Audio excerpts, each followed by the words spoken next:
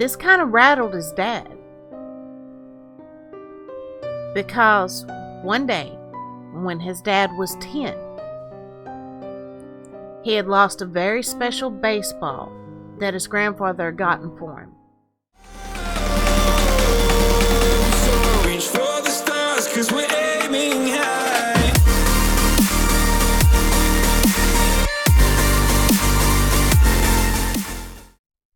Hey guys, what's up? Welcome back. Hope you're all doing fantabulous today. I think it's time to talk about a little something spooky. Let's get back into some down home ghost, okay? Today I want to talk to you guys about a boy named Peter. You see, Peter, he was a little different, and it disturbed his parents quite a bit. Peter always saw things that weren't there. He had done it his whole life, and by the time he was 12, his parents were really alarmed. They thought perhaps something was wrong with him. They debated back and forth on whether or not Peter should actually be taken to some sort of child psychologist, if maybe he needed to go into a psychiatric facility for a while. They were actually really worried. But at the same time, they started to notice some of the things he said actually made sense. For example, there was once when Peter went to his dad, and he said, "This old man told me to tell you, the day you lost your baseball, you thought he was mad. He wasn't." He said, "I don't know what that means, Dad, but that's what he told me to tell you." This kind of rattled his dad, because one day, when his dad was 10, he had lost a very special baseball that his grandfather had gotten for him. Lost it playing out in the fields. He always thought his grandfather was disappointed or mad about that.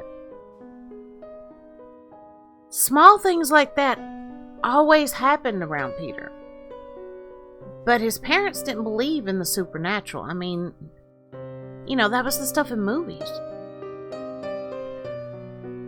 Well, when Peter was 12, they kind of tried to put a lot of that out of their minds and on the back burner for a while they concentrated on trying to find a new house. They looked at several. All of them had something about them that was good, but the negatives outweighed the positives. Finally, one day, the real estate agent called them and told them she thought she had found the perfect house for their little family. So, they loaded up Peter and his sister, and they went to go take a look at this house. The real estate lady met them there out in the driveway, and as they pulled in, Peter told them, said, "Not this house. No, not this one." His parents couldn't understand what was wrong. It was beautiful. A beautiful 2-story brick with a gorgeous yard that had been maintained very well. They told Peter to quit being silly. They got out of the car, shook hands, exchanged a few pleasantries with the real estate agent in the driveway, and then she asked if they were ready to go in. Peter looked at her. "I'm not going in there." His parents felt a bit embarrassed and told him fine, he could sit in the car. But the real estate lady was curious because the child's demeanor told her there was something that really unsettled Peter about the house. So she asked him what it was. He told her, he said, "The lady. It's too sad to look at her." His mom ducked her head. His dad wanted to just climb under the car and hide. But the real estate lady was intrigued. So she asked him, "What do you mean? What lady are you talking about?"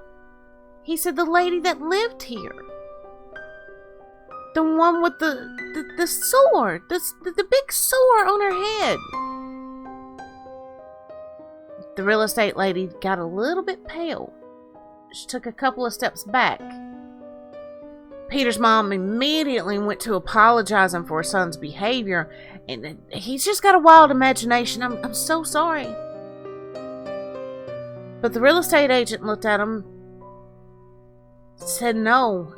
Just how did he know? Peter's parents were a little perplexed by this. What do you mean, how did he know? What are you talking about? She said, well, full disclosure, the woman that owned this house was killed here a couple of years ago. She was an elderly lady living alone. Someone broke into her house, and when she surprised them, they gave her a good whack to the head. The doctor said it looked like she laid there for a couple of days before she finally passed. Peter's parents did not know how to react or what to say, and they were just in total shock. But the real estate lady asked them if they wanted to go ahead and look in the house. They were a little hesitant, but they agreed. Peter actually agreed to go in as well. He said she needs somebody to talk to. She's lonely. Again, his parents really wished he would just hush, but they didn't reprimand him this time. Once inside, Peter walked through the front room into another little small room that was just off the front room. There was a set of shelves on one side of the door, and he stood there looking in the corner on the other side of those shelves. He could see the lady plainly. She was smiling. She was also crying. She was smiling because she was glad somebody was finally paying her attention. She was crying because she was so lonely, and because she never got to tell her son goodbye. Of course, her son was grown. Now that he had the house on the market, he was planning to move away. He had his own family, his own home. She just wanted a chance to tell him goodbye. Peter listened intently while the adults just kind of stared, and his sister did her very best not to let her parents know she could see her too. She had seen all the years the way they had treated Peter, the way they had been suspicious of how he acted in the things he saw. She had heard the conversations about sending him to a mental hospital. The last thing she wanted was to be a target of any of that. But as she watched and she heard this poor sweet lady tell her brother her story, she felt so sad for this poor woman. Eventually, she stepped forward and told her that her and Peter would make sure the real estate lady gave whatever messages she wanted to her son. Their parents were completely stunned. They had never suspected she was like Peter. Peter and his sister told the real estate agent and their parents everything the woman had said to them. She also told them exactly what happened the night she passed. She had hired some boys. Well, she considered them boys, but of course at her age, anything below 70 was a boy. But she had hired these boys to do some yard work.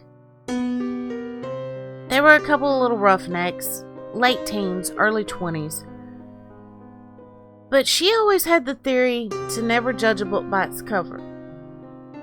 So, knowing their reputation, she still put that aside, hired them to do the work, thought maybe if they earned an honest day's pay, it might impact them somehow. They did the work. She said they did it brilliantly. It was gorgeous when they got done. However, what she didn't know is the entire time, every time they came in and asked for a glass of water or asked to use the bathroom, they were actually scoping out the inside of the house to see if there was anything valuable that they could steal. It was on a Sunday. They thought she attended church services on Sunday nights. She normally did, but that night she was working on a blanket for her grandchild, and she wanted to get it done in enough time for his birthday, her son's son. So she had stayed home from church. The small room where Peter and his sister had stood to talk to her was actually a little small room where she had all of her sewing and knitting supplies set up. She had the lights cut out throughout the rest of the house, just the small light on her sewing machine that she could work by. She heard the young men as they came in her back door.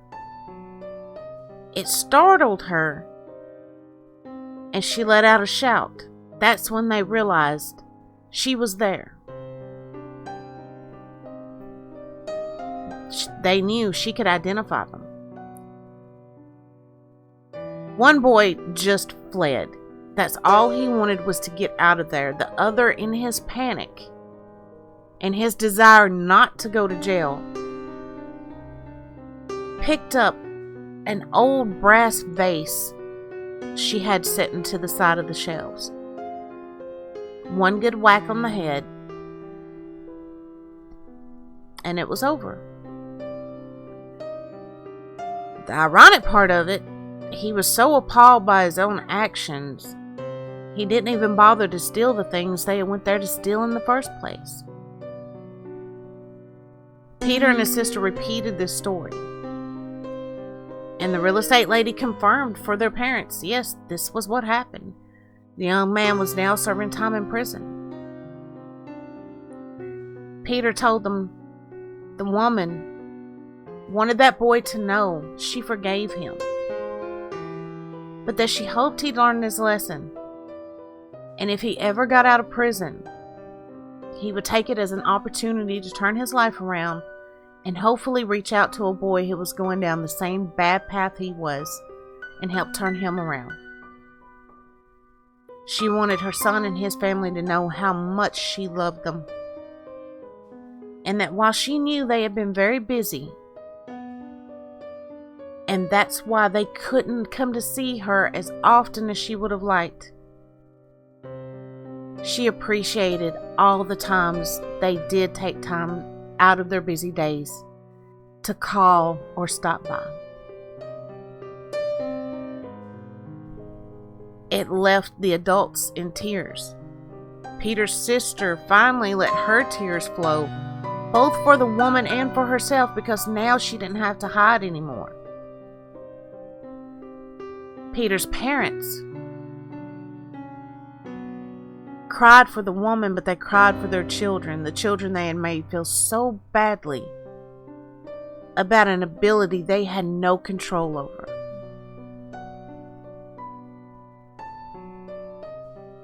The real estate lady did relay the messages to the woman's son. He shed tears too. Tears for lost time with his mother that he would never get back.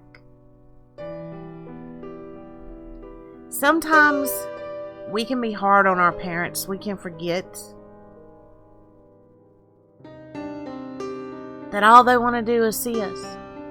And sometimes parents, desperate to make sure their children have an easy life, that they fit in, sometimes make kids feel bad about the things that make them unique. As Peter told me this story, my thought was, everybody learned a very hard lesson. Maybe some more people should learn those lessons before it comes down to that kind of situation. After all, You don't really want your parents feeling they have to stick around to haunt you to have time with you, do you? Okay, guys, I'm going to get out of here for now. But thank you for stopping by. If you enjoyed your time here and this little tale about Peter, please consider giving this video a thumbs up and maybe hitting that subscribe button. And remember, guys, these stories are ones that I'm not making up. These are supposed to be true stories. I've talked to the people, and I've also talked to people that were supposed to have witnessed these events. Are they really true?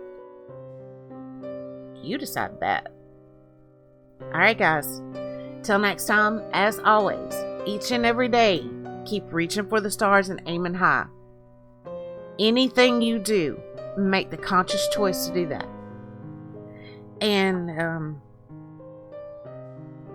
that shadow you might see in the corner, don't always think it's just your mind playing tricks on you. Bye, guys.